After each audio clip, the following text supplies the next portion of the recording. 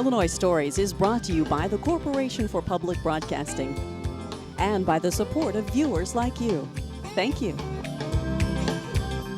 Hello, welcome to Illinois Stories. I'm Mark McDonald on the Illinois River at the LaGrange Lock and Dam, where, if you notice behind me, is the newest addition to the waterfront here.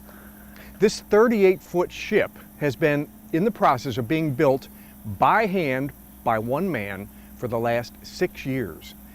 And now this process is just about to come to the end. He just put it in the water about 2 weeks ago. It has to, what he calls, swell up, which means water has to soak into the wood so that it won't leak.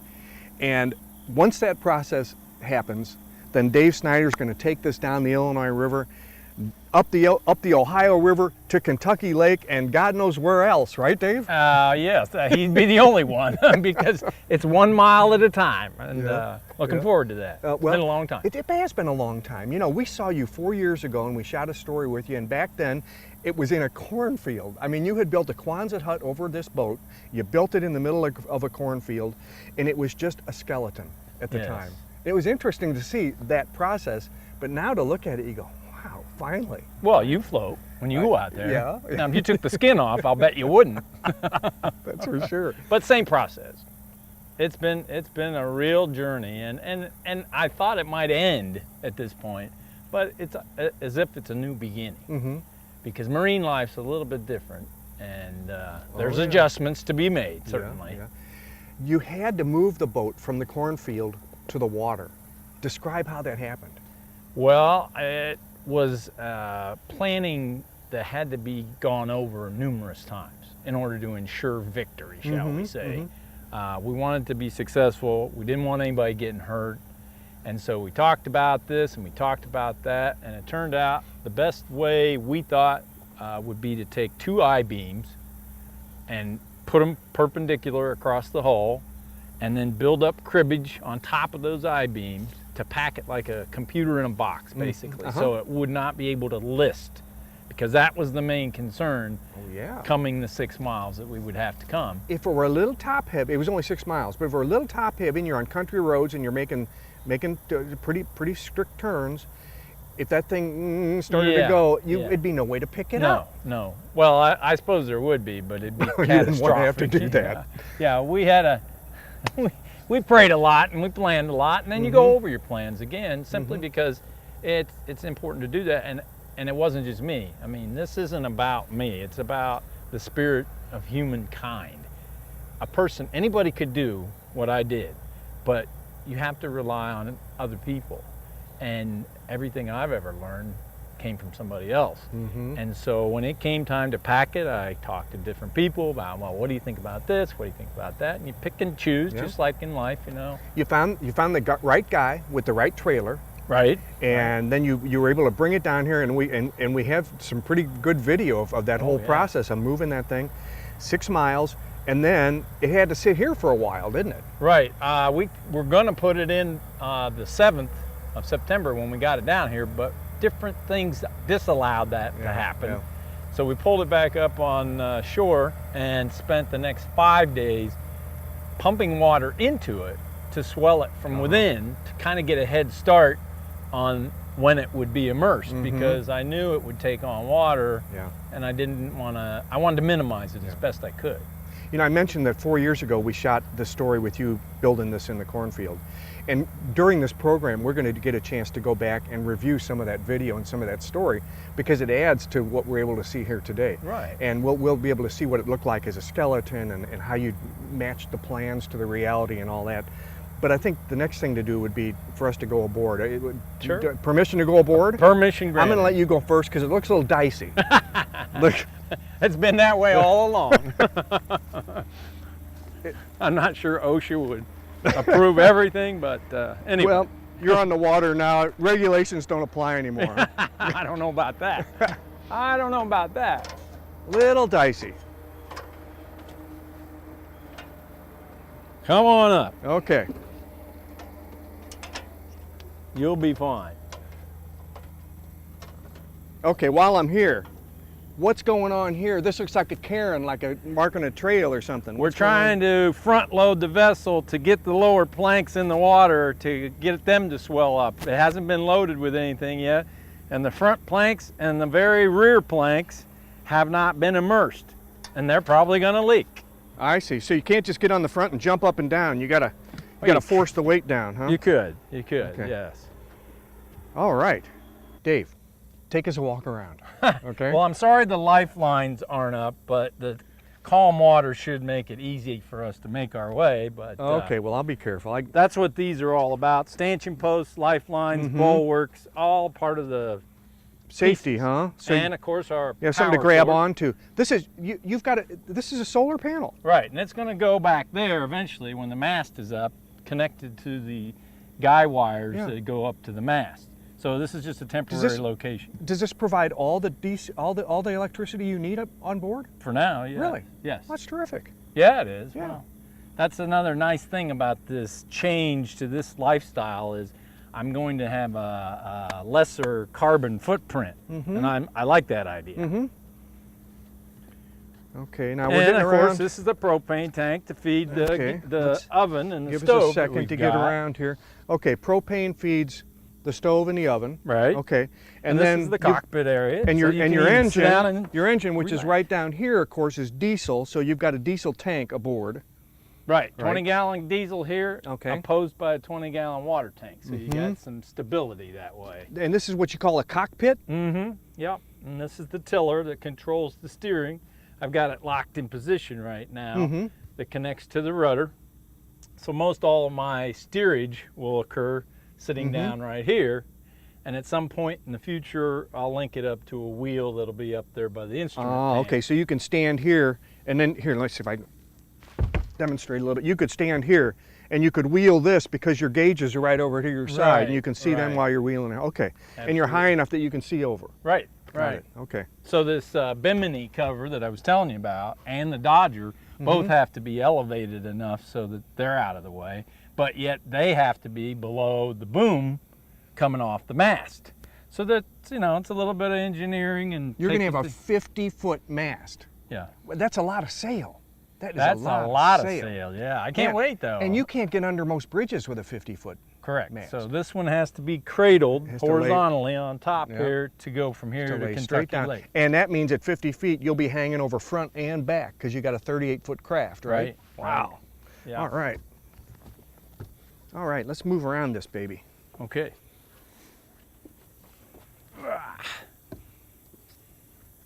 Now, what we're walking over, of course, is the area down below, which is where we're going to sleep and cook, go to the bathroom, all that kind of stuff. Now I gotta tell you, these students that have helped me over the years, when they made these handrails, these are almost 3 times the strength. If you ever get on a sailboat, look at the handrails and how flimsy they are. When they made these out of those old Douglas fir 2x4s, they couldn't see what they were gonna accomplish, but boy, they did a good job and it looks nice. It'll outlast you, won't it? Yeah. Okay. So we're going in? Let's go in. Okay. Watch your head once Okay. you get down here. Thanks, Dave. So you do have to be careful not bump your head because Here, I'll move this is a low. out of the way for Randy's sake so you can get a better view down through here. This is the V berth. V-berth, and this is a sleeping area right here. You got some cushions that you've fashioned that fit right here, huh? Right, yep.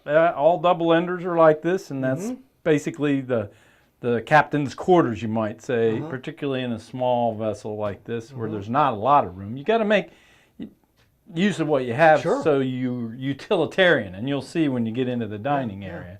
And then you have interesting little cutouts here, and this looks like a source of light. Is that what that is? Well, it is a source of light, but it's green prism there and a red prism over here for port to the left and green for starboard. Just from a friend of mine in Cambridge, Ohio, who makes glass, and he was commissioned to make some, and I said, man, I got to have a couple of those. So he gave them to me. Tim Mosser, great guy, and he and Sally said, you got to have this. So, man, I finally got to see how beautiful they are. You're a yachtsman now. That's what yachts have, right? Yeah, I guess you're a so. yachtsman. Well, not many yachts, evidently, but I'm privileged. Let's go certainly. back. Okay, so this is a sleeping area. And then what looks like a little kitchenette or galley here on the left. That's what that's going to be, right? Right. Okay. And the stove's covered up, but you can see there's an oven there, and there's a 3-burner stove underneath it.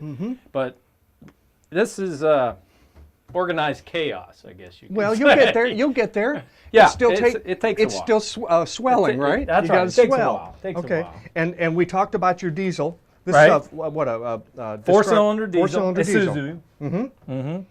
And have you do you have any idea how fast the boat will go in still water? Well, speed is not an issue. Yeah. I would say the average speed, particularly on the inland waterways, will be 4 knots, maybe 5. Speed is not important. Would you use the sail and the motor ever at the same time? Oh, yeah. Yeah, Yeah. you would. Okay. All right. Yeah. So that would help you. What about a head?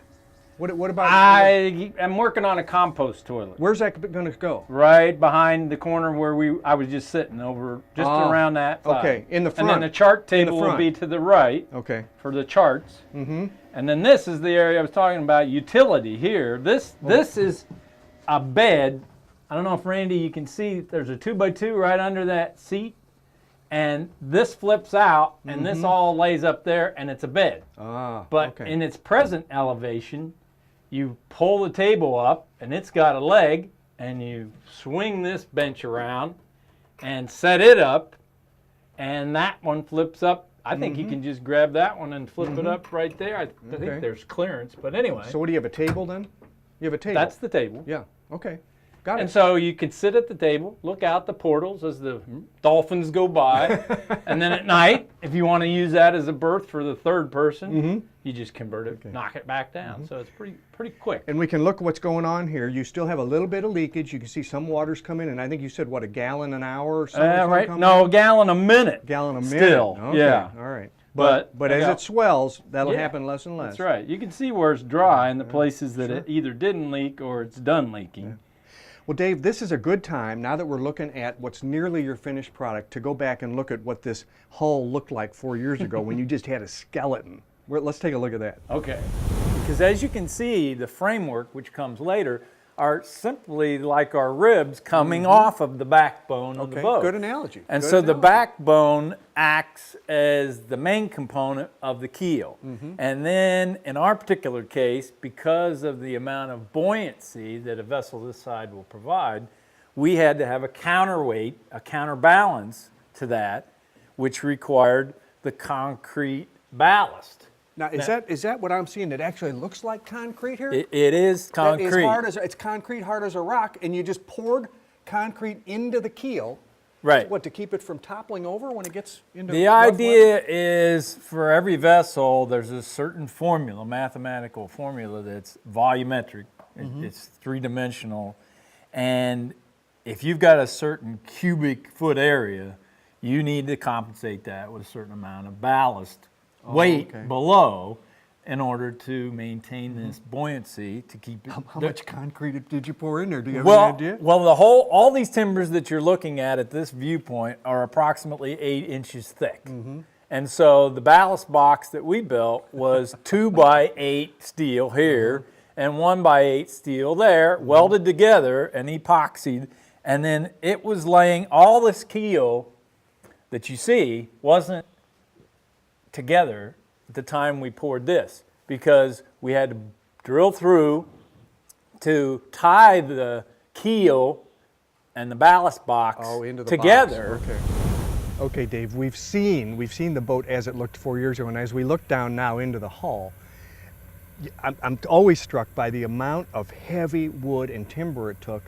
And you found most of this wood. This was locally locally sourced stuff that was not going to be used any other way, right? I mean, you found it and you said, that's going to work. Well, it's called repurposing. That seems to be the word that people use a lot today. And I just think that trees are so valuable after they die. There's timbers in this vessel that are 400 years old. No kidding. Yeah, and they have so much more integrity than what you can get at the lumber store These were today. old barns and old homes and all. I mean, 400 years. Yeah, well, they're from homes that are about 100 or barns or whatever, but the wood that was cut 100 years ago was virgin several timber. hundred years old. Okay, right. I got you. So I got you. It's really, it's kind of like, I make the analogy that if you take a stick and you put it in a field and you irrigate that field, that trunk isn't going to be near as strong as one that had to compete in the woods and had several more growth cells, annular rings, and things of those sorts, so it's got more integrity. And so I just feel like it's going to be much more sturdy. And this is built like a tank. I mean, yeah, I hope it floats better than a tank, don't you? Yeah, it does. Yeah, I can verify I guarantee that. it does. I'm sitting on it, and it's in the water, so I Yeah. guarantee it You does. haven't been trembling too much. No, not too much. Hey, listen, I want to go back to the other show first, because the genesis of this project was a fella in Seattle, I think it was Seattle, somewhere in Washington, who sells plans. Right, George boat Bueller, plans. right. Okay, and so you had his book and you had his plans, and that's all you had. This wasn't a kit. This didn't come with a bunch of cutout wood for you to put together. This came from plans that you had to follow. And the next portion of the story is really interesting, because we're sitting on what the plans were supposed to look like when you opened them up. So let's take a look at that. I never imagined I could pull it off. Well, Dave, if all goes well in a couple of years, this is what your ship is going to look like. That's right. Yeah. Looking forward to that day. I'll bet you are. And I tell you, we're going to be here for the launch, okay? That's and you're going to great. launch it into the Illinois River, That's the intention. and you're going to go south? According to the bridge presentations, that's the way I need to go, because our mast is not a telescopic mast. Well, let's take a look at that. You're talking about a 50-foot mast. right. Wow, you can't get under bridges with that, can you? No, and so you have to, because it's not hinged in the middle as some of the more modern ones are, this is a wooden one. So it's all single piece, so you have to have a mechanism to lift it up after you've dropped all the sails and taken all the rigging off, and then lay it in a cradle to get under any low bridges. yeah. And that's what we were going to have to do if we went up the Illinois to the Great Lakes. So, and then in order to go to the Great Lakes, we have to go to the Gulf and up the coast in the St. Lawrence. Well, we're going to talk about what your plans are later on, but right now I want to look at this, because this is how you're designed. This is how you designed your plan to build this ship. And did you send for Bueller's plans? Is Yes, that right? I did. I read George Bueller's Backyard Boat Building, and that pretty much hooked me. Yeah, and and this guy's in Seattle, right? Right, Seattle, And you're still in communication with him, because he gives you advice, doesn't he? Right. Well, consultation comes with the purchase of the blueprints. And the blueprints weren't cheap. No, they weren't. Yeah. They weren't. But you have enough education and smarts that you're able to follow all this stuff. Well, originally I didn't, for the most part, so much with the lines and the fairness. When you look at this picture, the average person, you can't make heads or tails of it. And I couldn't either a couple of years ago. But I had construction background, and I knew how to read this other stuff and how to assemble different frames and things of that sort. But I didn't quite understand all the lines and the fairness of it all. Yeah. But And when you say fairness, is that a shipbuilding term? It is, fairness? it is. What does that mean? Well, as I was explaining to Randy earlier, if you look down the lines, all this had to be laid out in 2 dimensions prior to the assembly process. And so when you're looking at this, laying on a floor, and you're looking at the shear line, which is this line, this slight catenary curve from the bow clear to the stern, you can see how it's supposed to lie. Or when we do the planking, if you wrap one around and one's sticking out just a little bit strange, you can shave off some of the timber on the frame to get it to lie fair. Fairness is actually what your eye is telling you it should look like. Right. Okay, right. and sometimes dimensions can't give you that indication. Sometimes your eye just has to do that. Well, for if you don't execute to the perfection of the plans, you have to make alterations, or as I tell my students, revision. And you're doing that all the time, aren't Right. you?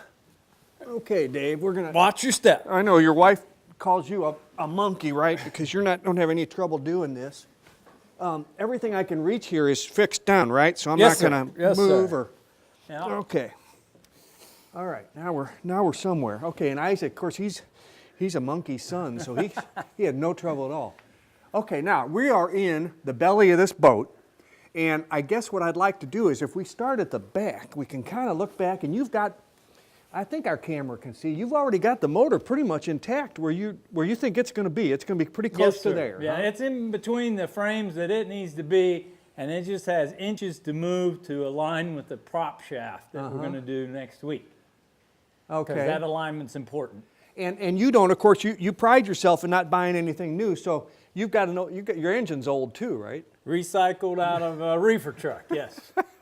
Yeah. Okay, And the then reefer truck. the commercial Caterpillar transmission as well. Watch your head. Okay. Okay. Commercial Caterpillar transmission, so it's not gonna, it won't get worn out driving this boat. Nope. Okay. Friend of mine's a tugboat operator. So. Okay.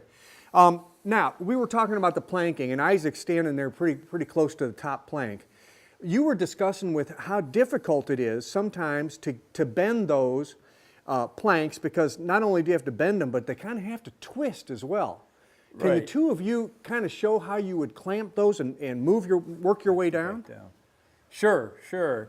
Yeah, the transition from the bow to the rear, aft, is such that there's a change at each station. And we have to take into account that particular curvature as we're applying the timbers.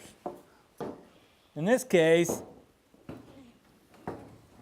we have taken the fourth plank down, and we need to secure it at this end because of the nature of the flatness, if you will. Each of these stations is going to have an intermediate frame put in between the stations, a like oak timber that will come down to the chine and run all the way to the shear. And you'll build that in later. And we're going to do that after we do about 5 more planks. And as you noticed earlier, it's wider here in the forward section of the ship than it is in the mid section of the ship. So you have to create what they call stealers. And that's where you make the planks wider up here because there's more area to cover. Dave, you remember that day 4 years ago when we shot the story and you showed me the plans? Does it look like that now? Does it Pretty look... much, yeah, pretty much, yeah. I think it turned out all right. It and did. it floats too. And it floats, and it's only leaking a little bit. Now, we were talking about the wood that's in this boat too. And it comes from all centuries, of course. But right around in here, is there a cross? What do you call it? They're deck beams. They just don't go all the way through, right up to the house. Yeah. And those came from Colonel Isaac Newton Walker's home in Lewiston, Illinois. Yeah. And Mr. Lincoln walked on those beams. And how do you know that? Because we salvaged them out of the bathroom. Is that? And of course, everybody goes to the Everybody bathroom. goes to the bathroom. And he was a visitor at that house. That's right, when he was in the So legislature. you got a piece of Lincoln, land of Lincoln going with you It's a here. real huh? historic vehicle. Oh, wow. Okay, so where do you go from here?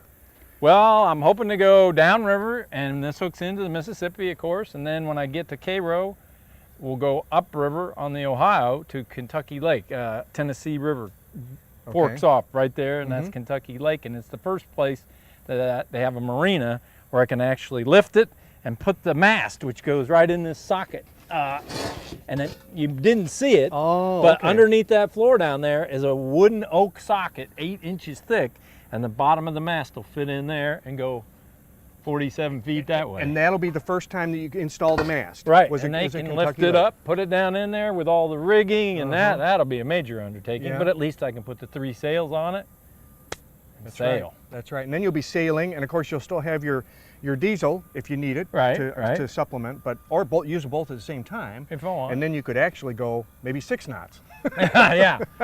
Speed is not important. Speed is not. Okay, so Kentucky Lake, your winter in Kentucky Lake, and then when the weather gets good, what's your plan? Still hope to go down. That's called the Tom Bigby, which is a little minor waterway that most of the sailors take to stay away from all this barge traffic, and then come out at the Gulf, and then get ready to go across the Gulf to Belize.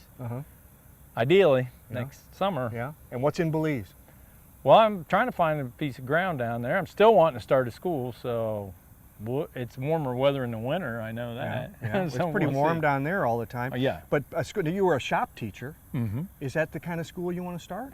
Yeah, vocationally oriented, and we have a not-for-profit that's agriculturally oriented. So kind of a combination of the two things. And there's a need there, and the people have expressed a willingness to help establish it. And so looking forward to it. Well, that's terrific. That's terrific. Best of luck. First, thank you. Got to get this thing in the Illinois River and down to the Mississippi and up the Ohio. And until that first barge just came through. Yeah, it's been close. too low. Yeah, it's too low. We need rain. You're going to get to move. You're going to get to move. That's right. Patience. Yep. The plan is in about 2 years to take this ship down to the Illinois River and launch it, headed to the Caribbean. We're hoping that they'll let us know what the launch date is, and we'll be back with another Illinois story at that time. And in fact, Dave did get back to us these 4 years later. Now the boat is named Moments because, as Dave says, you never know how many you have, so take this opportunity. And as Moments here swells, gets ready for its maiden voyage down the Illinois River to the Mississippi, to the Ohio, and to winter in Kentucky, and then off to the Gulf of Mexico, we wish them all the best. With another Illinois story at LaGrange on the Illinois River, I'm Mark McDonald. Thanks for watching.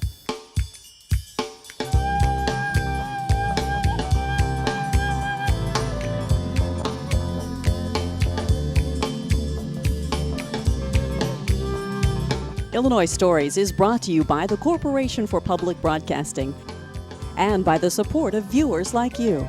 Thank you. For a DVD copy of the program you've just seen, send 1995 to Network Knowledge, P.O. Box 6248, Springfield, Illinois 62708.